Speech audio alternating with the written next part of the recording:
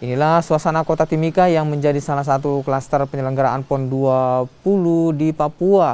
Sejumlah ornamen PON terlihat di sejumlah ruas jalan.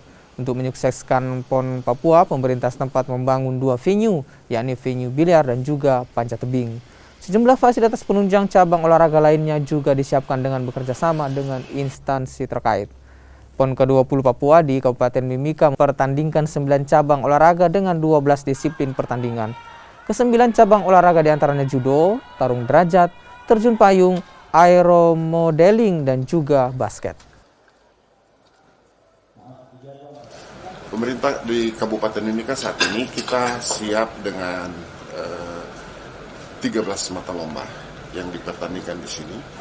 Pemerintah Kabupaten Mimika dengan biaya APBD Kabupaten Mimika kami membangun 2 venue besar, yaitu venue biliar dan juga venue panjat tebing.